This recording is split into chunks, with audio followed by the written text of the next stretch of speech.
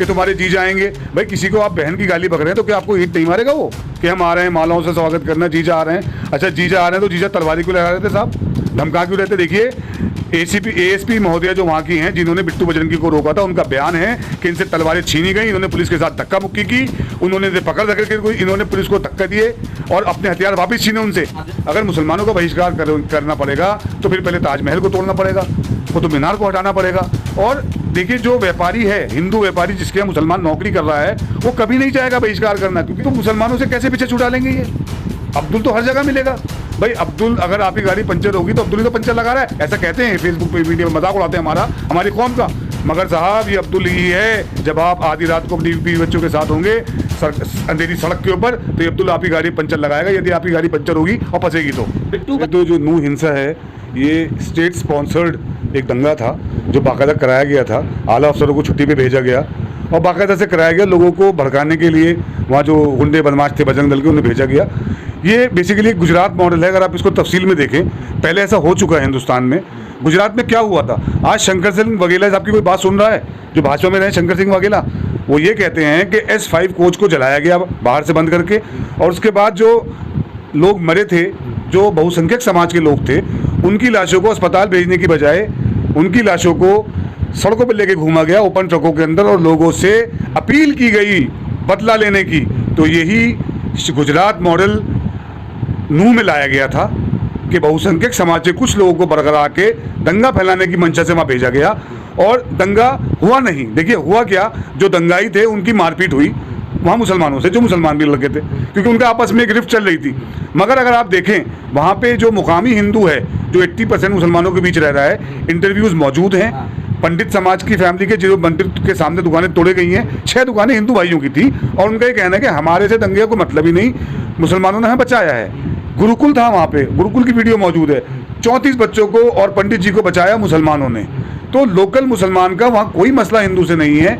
और मैं आपको बताना चाहूँगा नूह का जो मुसलमान है ये वो कौम है जिन्होंने जब हिंदुस्तान में बाबर ने हमला किया और जिहाद का हुक्म दिया, इन्होंने मेवातियों ने हसन अली खां मेवाती के अंडर में राणा सांगा का साथ दिया।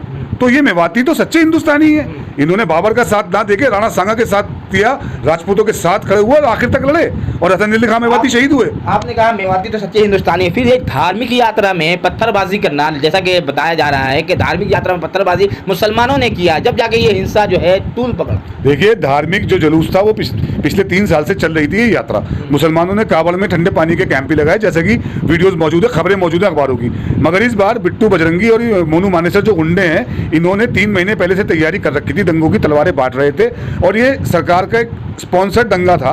सरकार चाहती थी कि पोलराइजेशन हो, बहुसंख्यक समाज के लोग मारे जाएं और पोलराइजेशन करके उनकी लाशें चौकों पर रखते, खुली गाड़ियों में घुमाते और चुनाव पलट देते। मगर ये हुआ इसका विपरीत। दरअसल विपरीत यूँ हो गया कि जब खट्टर सरकार को लगा कि हमसे जाट बिचल गया, अलग हो गए जाट इनसे, किसान इनसे अलग हो गए, तो अब मोनू मानेसर को भी अरेस्ट कर रहे हैं, ये बिट्टू बजरंगी को भी अरेस्ट किया, क्योंकि जो आम हिंदुस्तानी है, आम हरियाणा का नागरिक है, उसे दंगों से कोई मतलब नहीं है। बाहर से जाके इन लोगों ने उन्हें चैलेंज किया, महीनों से उनकी तकरार चल रही थी, फेलियर ऑफ एडमिनिस्ट्रेशन है। LIO की रिपोर्ट कहाँ है? खट्टर साहब CM है, LIO 15 दिन से वॉच नहीं कर रहा था क्या कि तुम्हारे जी जाएंगे? भाई किसी को आप बहन की गाली बक रहे हैं तो क्या आपको ईंट नहीं मारेगा वो? बताया तो ये जाता कि बिट्टू बजरंगी के बारे में जो उन्होंने कहा था जीजा आ रहे हैं, तो उन्होंने कुछ लोग इसका जो है सफाई दे रहे कि उन्हें गलत नहीं कहा, क्योंकि बिट्टू बजरंगी कोई दोस्त का वहाँ पर जो है ससुराल है, उस लिहाज से कहा गया था। देखिए ये तो बहुत पॉलिटिकल बात हो गई, तो मगर बिट्टू बजरंगी खुद अपने आप, और इसके अलावा बहुत वीडियोस और भी हैं कि हम आ रहे हैं मालाओं से स्वागत करना, जीजा आ रहे हैं। अच्छा जीजा आ रहे हैं तो जीजा तलवारी को लगा रहे थे साहब, धमका क्यों रहते? देखिए ASP महोदया जो वहाँ की हैं जिन्होंने बिट्टू बजरंगी को रोका था, उनका बयान है कि इनसे तलवारें छीनी गई, इन्होंने पुलिस के साथ धक्का मुक्की की, उन्होंने इसे पकड़ करके इन्होंने पुलिस को धक्का दिए और अपने हथियार वापस छीने उनसे। अभी तो जेल में है। नहीं, जेल में तो इसे बहुत पहले होना चाहिए था, इसके घर पे बुलडोजर चलना चाहिए। देखिए सिर्फ नाम मात्र से यदि मुसलमान है तो आप उसे घर पे बुलडोजर चला देंगे, ये न्याय प्रणाली का मजाक है। बुलडोजर जिस तरह आपने कहा बुलडोजर चलना चाहिए, ये बताएं आप, बुलडोजर तो मुसलमानों पर चला, लेकिन बुलडोजर समस्या का समाधान है, ये बताइए, है न्याय का प्रतीक है ये बुलडोजर, ये बताएं। देखिए टिट फॉर टैट वाली बात है ये, जैसा देखिए मैं न्याय का प्रतीक बिल्कुल नहीं मानता जब तक कोर्ट इसका संज्ञान न ले। कोर्ट का आदेश होगा, न्यायपालिका मौजूद है हिंदुस्तान में, मगर ये भय गुंडों के बीच तो होना चाहिए।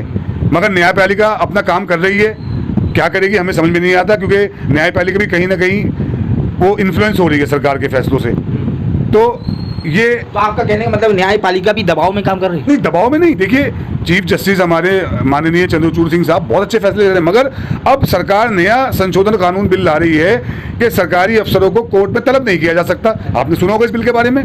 तो ये साहब पुलिस को और अधिकारियों को खुली दादागिरी और धमकी देने के लिए तैयार कर रहे हैं, और सरकार ये कह रही है उस बिल के अंदर कि ये सरकार तय करेगी कि ये कितना इंपॉर्टेंट है जाना किसी अफसर का कोर्ट में। वरना पहले सरकारी अफसर घबराया करते थे कोर्ट से कि फटकार लग जाएगी हमें, मगर ये नया बिल लाके संसद में पास कराना चाह रहे हैं, पारित कर रहे हैं कि कोई सरकार कोर्ट के सामने ही ना जाए, तो फिर तो पुलिस के सरकारी अफसर की खुली बानामानी शुरू हो जाएगी। लेकिन दानिश भाई, ये आपसे एक सवाल है कि हरियाणा की जाट तो मुसलमानों का समर्थन कर रहे हैं, उन्होंने ऐलान भी किया, खाप पंचायत भी सपोर्ट में है और जगह जगह पंचायतें चल रही है, लेकिन वो लोग कौन है, वो जाट कौन है जो बहिष्कार कर रहे हैं मुसलमानों का कारोबार बंद करो, मुसलमानों का यहाँ से पलायन करने पर मजबूर कर रहे हैं, वो कौन लोग हैं? देखिए, सबसे पहले मैं आपसे कहना चाहूँगा कि जाट नहीं, वो किसान हैं, उसमें सिख भी हैं, वो किसान भाई हैं जो किसान आंदोलन चला था। किसान आंदोलन से एक बात तो साफ हो गई हिंदुस्तान की सियासी पृष्ठभूमि पे कि किसान आज किसान है, वो हिंदू मुसलमान नहीं है, किसान है पहले, और वो अपने हक की लड़ाई लड़ रहा है। देखिए, हिंदुस्तान में एक बहुत बड़ा तबका जो खड़ा हुआ है, ये जो नौकरी करने वाला तबका है, जो फ्लैटों में रह रहा है, जिसे भाईचारे का कोई पता ही नहीं है, जो मोहल्लों में नहीं रहा, जो गाँव की पृष्ठभूमि से नहीं आता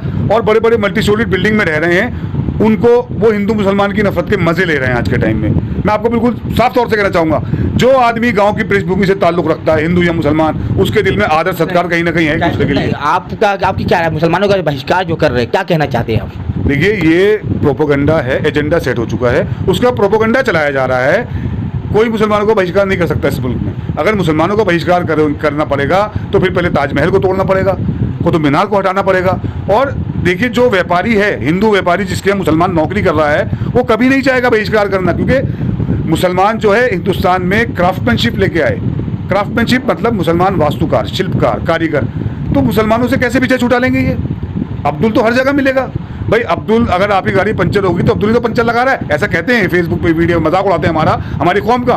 मगर साहब, ये अब्दुल ही है। जब आप आधी रात को अपनी बीवी बच्चों के साथ होंगे अंधेरी सड़क के ऊपर, तो ये अब्दुल आपकी गाड़ी पंचर लगाएगा, यदि आपकी गाड़ी पंचर होगी और फंसेगी तो। बिट्टू बजरंगी, मोनू मानेसर, इनको बुला करके सम्मानित किया जा रहा है सुदर्शन न्यूज द्वारा, ये सुरेश चौहान के, क्या कहना चाहेंगे? देखिए, सुदर्शन न्यूज जो है वो तो बेचारे, उनका तो चीफ एडिटर ही पकड़ा गया, पुलिस उन्हें मारती भी लेके गई है, यहीं से अरेस्ट किया है। तो वो तो एक नफरती चैनल है, वो गुंडा एलिमेंट है, वो कर रहे हैं। और अभी 2024 के बाद इन सबको अकल आ जाएगी जरूर, बहुत। मोनू मानेसर अभी जो है गिरफ्त में नहीं है प्रशासन के, लेकिन बिट्टू बजरंगी को गिरफ्तार कर लिया गया है। मोनू मानेसर कब गिरफ्तार होगा, क्या कहना चाहते हैं? देखिए, मोनू मानेसर अपने आप को गौरक्षक कहते हैं, तो मैं मोनू मानेसर भाई तक ये पैगाम पहुंचाना चाहता हूं कि यदि वो सच्चे गौ माता के रक्षक हैं, मेरे साथ चलें। हिंदुस्तान में खुलेआम जो गाय कट रही है गोवा में, देखिए क्या अजीब बात है भाजपा की वोट को लेके। गोवा में तो यम्मी है गोश्त उसका, गौ माता का। चीफ मिनिस्टर भाजपा का है, वो कहता है मैं गाय का गोश्त इंपोर्ट कराऊंगा हिंदुस्तान में, और दिल्ली में मम्मी हो जाती है। मैं तो ये कहना चाहूँगा, ये जो भाजपा तमाशा करती है कि एक कानून एक संविधान, ये सबसे पहले एक कानून गौ हत्या पे ले आओ, फांसी चढ़ा दो जो गौ हत्या। भाई कलकत्ता, कर्नाटका, गोवा, मणिपुर, मिजोरम, जितनी 7 सिस्टर्स, जितने स्टेट हैं, खुलेआम गाय कट रही है। ये मोनू मानेसर को वहाँ भेजो ना, यहाँ क्या कर रहा है, इसको वहाँ भेजो, इसके खर्चा हम देंगे जहाज का, इसे वहाँ भेजो, वहाँ जाके लड़े मारे लोगों को।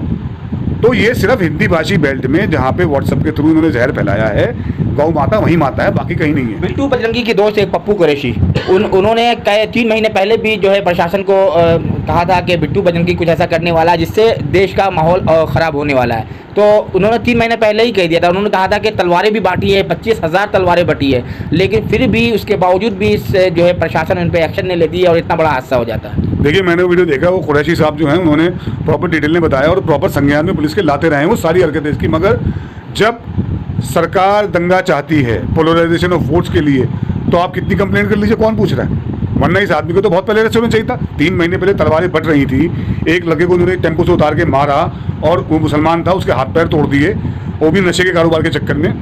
उसे हिंदू मुस्लिम का रंग देना चाहा, वो तो उस कुरैशी लड़के की वजह से, पप्पू कुरैशी से वो हादसा टल गया, फरीदाबाद में दंगा होते होते बचा। तो ये सरकार प्रायोजित दंगा चाहती है। 2024 का पोलराइजेशन होने वाला है। देखिए, जयपुर मुंबई एक्सप्रेस में चेतन सिंह द्वारा जो अभी 1 महीना पहले 3 मुसलमानों को मौत के घाट उतार दिया और एक कांस्टेबल को अपने सीनियर अधिकारी को मार दिया, ये कहते हुए कि देश में रहना है योगी मोदी कहना होगा, क्या अब ऐसा ही होगा? नहीं, देखिए, ऐसा इस मुल्क में न कभी हुआ है और आगे ना होगा। ये दरअसल जो जहर लोगों के दिमागों में बिठा दिया था मुसलमानों के खिलाफ, ये वो निकल के आया है। इसको बेसिकली उनके अंदर का जानवर जगा दिया। इसको मैं कहना चाहूँगा हिंदू सुख, जो आतंकवाद के जरिए सुख उनको मिल रहा है मुसलमानों को मार के। और ये देखिए पहले नाजी जर्मन में हो चुका है, यहूदियों को मारा जाता था, भाग के मारते थे, और जो जनता जर्मनी की थी वो हंसती थी, खुश होती थी।